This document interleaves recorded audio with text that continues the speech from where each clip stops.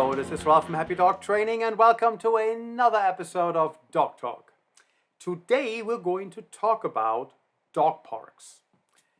So, dog parks is a topic that obviously keeps coming up because of A, you wanting to take your dog there for socialization, and B, bad things happening at the dog park almost every day. And the only question is, will you be there if something goes wrong? But there is value in dog parks, so it's not that they are just horrible from start to finish. They're just very risky places. So let's unpack all of that and go piece by piece. So first off, the problem or the risk of going to a dog park is that you don't know what is in that dog park and who else may be coming in while you're there without any way of escaping should that become necessary. So there is obviously risks of a sick dog being brought in and getting other dogs sick. I'm not sure that's the most common risk, but it exists. There is risks of waterborne illnesses that dogs can get from the communal water drinking.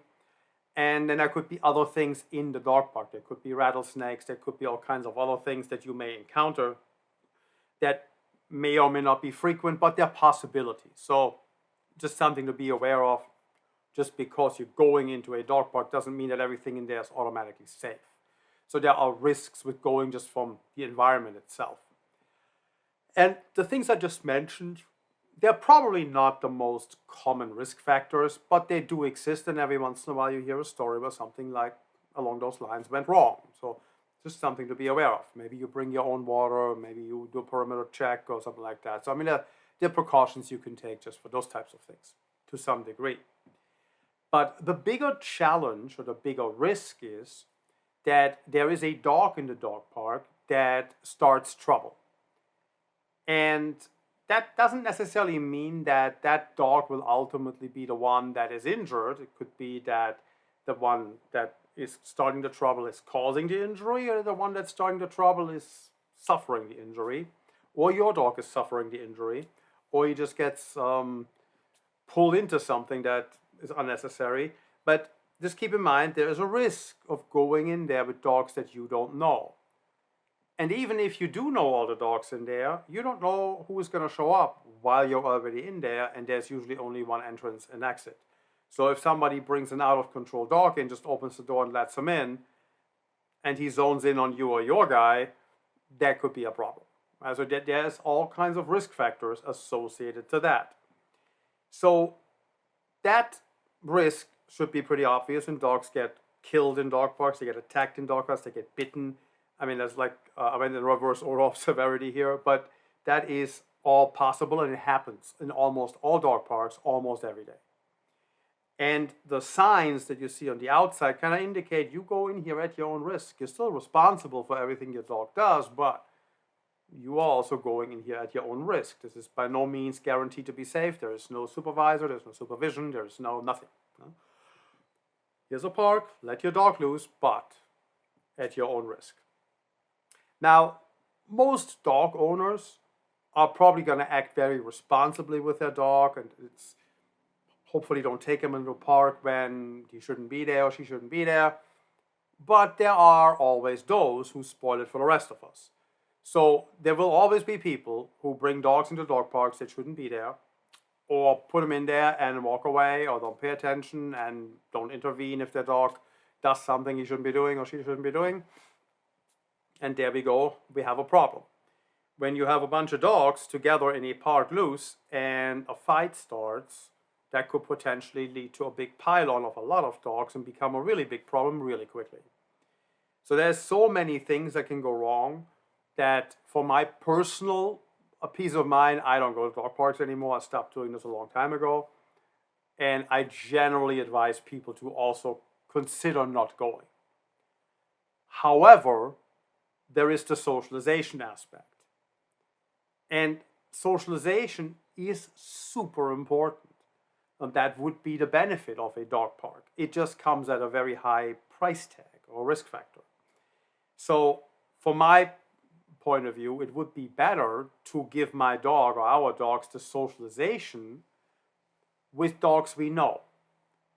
dogs of maybe a couple of neighbors or friends or family, or maybe we even have multiple dogs and maybe a family member has another one or two and they can come together. And then you have dogs that could socialize in the circle they're going to interact with, dogs they're going to interact on a regular basis anyways, versus strange dogs, like foreign dogs, dogs you don't know, dogs you're not familiar with. And that lowers the risk dramatically.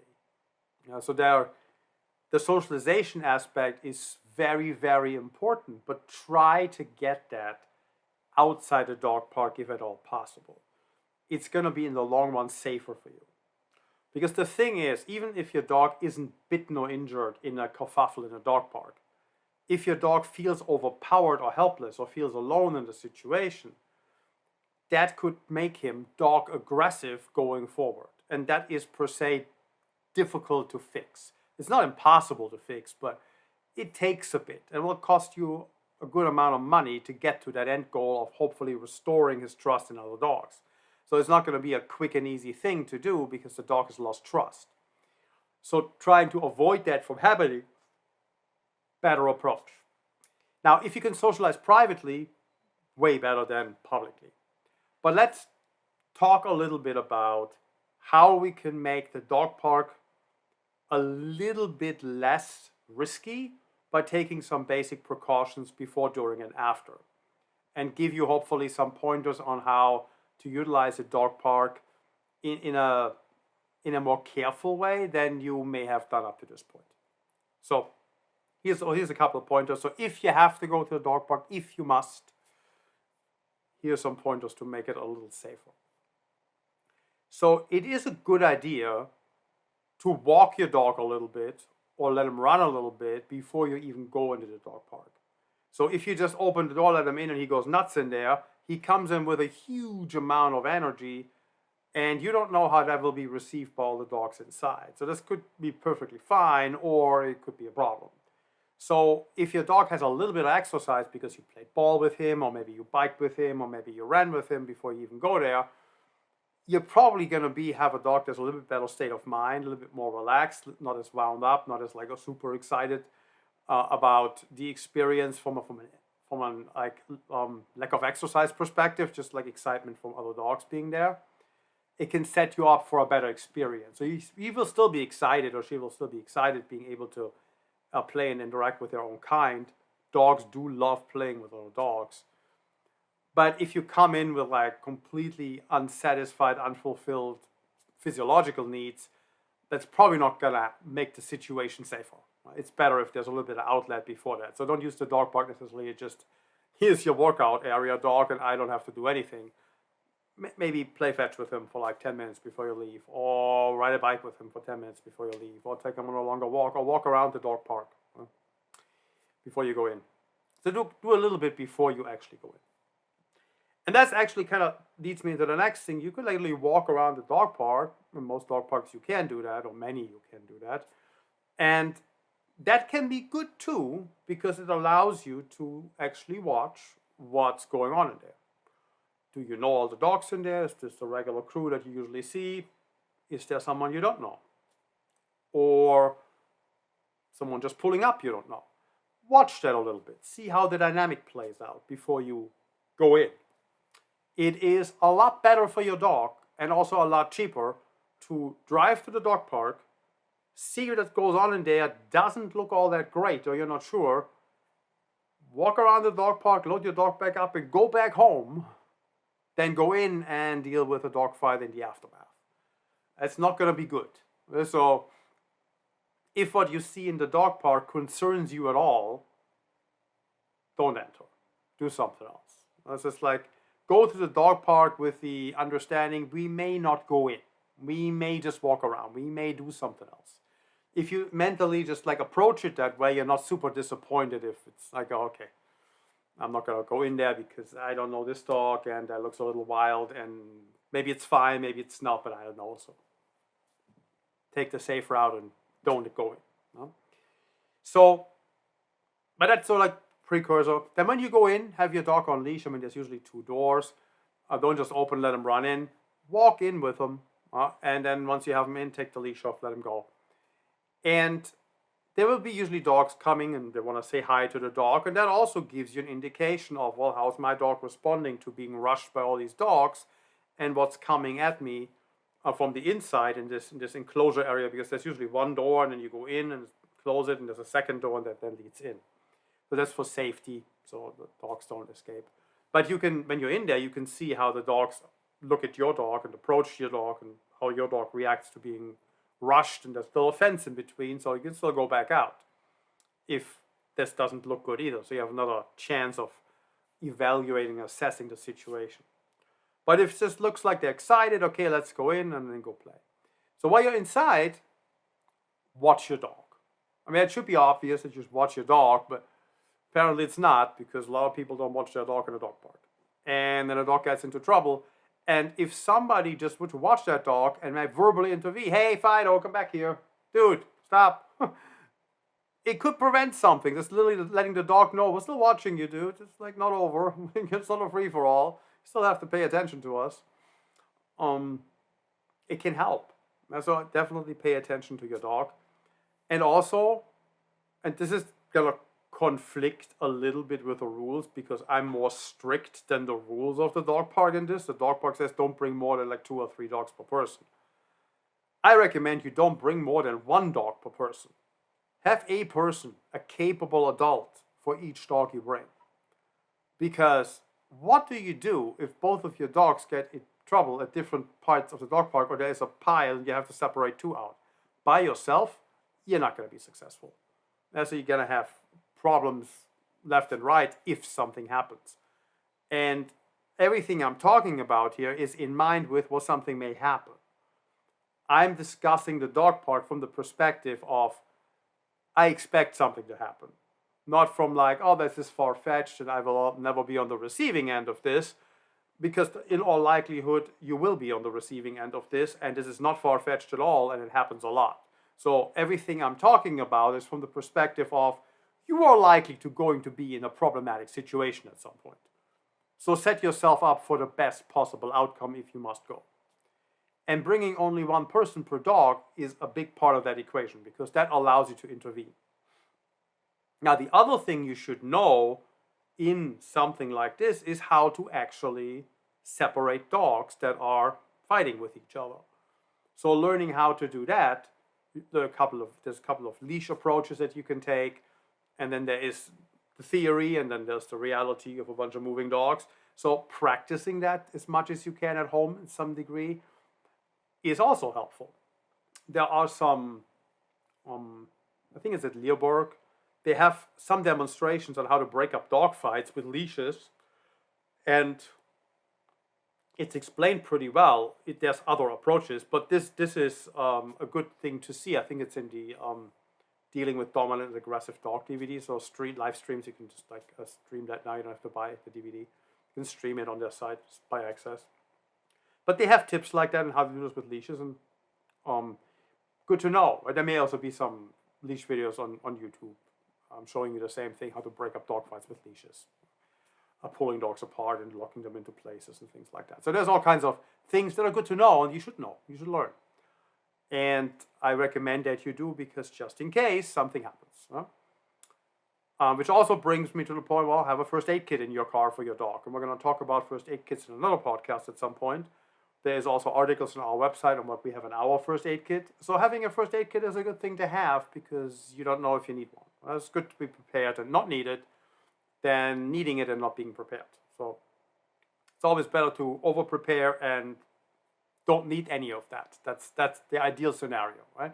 You don't buy life insurance because you hope you're gonna die next year to make full use of it. No, you buy life insurance just in case, but you'd rather live. Right? So that's how you have to look at preparing yourself and training some things and putting a first aid kit and stuff like that. Prepare yourself for the worst and hope it doesn't happen.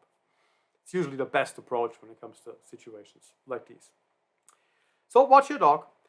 And now in the dog park, what you could do, yet many dog parks you're not supposed to bring food in anymore, and the reasoning is kind of interesting. I think it's my article, the companion article.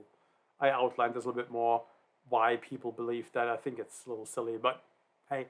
So if you can bring or sneak food in there and just don't hand it out left and right, but just keep it on you, and every once in a while, you call your dog back to you, and when he comes, just pet him and give him a treat. Ideally in a way that other dogs don't see it and notice it, right? So just wait until you have your dog by yourself. But that can improve the recall quite a bit, especially if you let him go again. So if you call him back and he ends up coming, gives him a treat, pet him, let him go again, that will make the recall way more reliable because now your dog knows we're not leaving when you call me. There's a good chance that I will have a good time. I get to do more of it. I just come in, I get a cookie, I get a petting, I get to play more.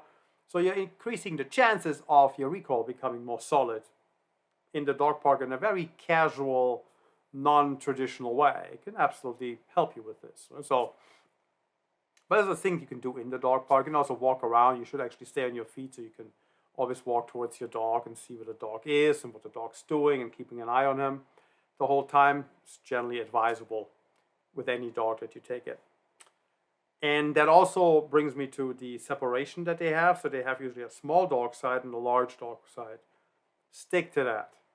So if you have small puppies, even of large breeds, in the beginning when they're tiny, it may be very appropriate to take them to the small dog park side until they become too big for that side, which will happen rather quickly. So once that puppy of a large breed becomes too big to go there, please go to the other side where the larger dog belongs. And the reason is something that has again to do with safety. The assumption is that there will be altercations. So if dogs in a similar weight class get into an altercation, the risk of severe injury, especially with the smaller ones, is not that high. With the larger ones, that's a different. They have bigger teeth and can cause more damage quickly. But when one of them is large and one of them is small, the small one is usually toast. So even if the small one starts it, the large one will probably finish it, and then the owner of the large dog gets blamed, even if the owner of the small dog is 100% at fault for bringing him A in the wrong side, and B, well, the dog probably shouldn't have been in there if he started something. Well, that doesn't help you anything. If a dog gets injured, you have to deal with the aftermath. So stay on the side that your dog belongs on, based on age and breed and size and so forth. When the time comes to leave, get your dog, put him on leash, walk him out, go back to the car. But try to structure it in a way that you always have an eye on what's in the dog park before you go in, who's coming and going while you're there. Do you see someone pulling up in the parking lot that maybe the dogs are already going nuts and they don't sound too friendly? Maybe that's the time you want to already make your way out before they even come in. So you maybe avoid a problem before they make it to the gate. But there's all these considerations that are worth keeping in the back of your mind, not to be scared. I'm not advocating to be scared of things and walk around in fear. It's the last thing I'd advocate for. But be prepared of real risks and how to deal with them and how to ideally avoid them altogether before they even occur is just smart. So I may have mentioned this in another podcast, but it's in self-defense. Generally, even the people who are super well trained and can clearly handle themselves, martial artists and Brazilian Jiu-Jitsu, black belts, really don't have to be afraid of an altercation. The good ones, the ones that are usually the teachers who understand conflict and altercations well, they will all say the same thing. The best fight is the fight you avoid, because you never know how it's going to go. It doesn't matter how good you are. So it's the same with this. It's the best situation of a dog altercation is the one you don't have.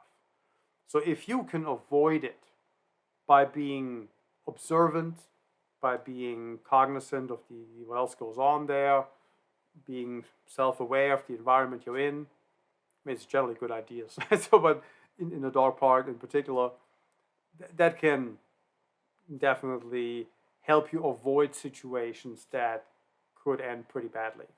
And if you can avoid something bad, it's better to do that than having to deal with it.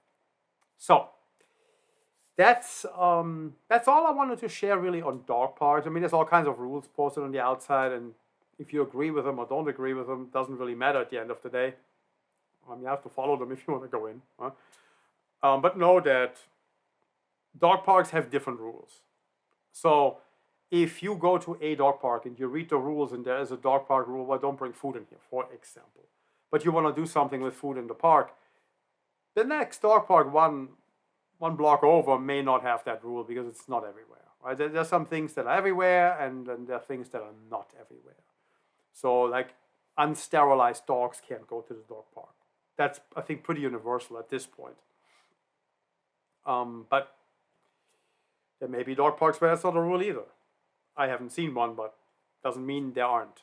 So look for other dog parks where you may have more rules that work for you versus ones that don't. So instead of just breaking them, maybe see if there's a dog park where you don't have to break any rules. You can just go in because that's what people do here. It's usually better. Okay, that's all I wanted to say about dog parks, and I hope you found that helpful. You got something out of it, and I see you again next time. Bye.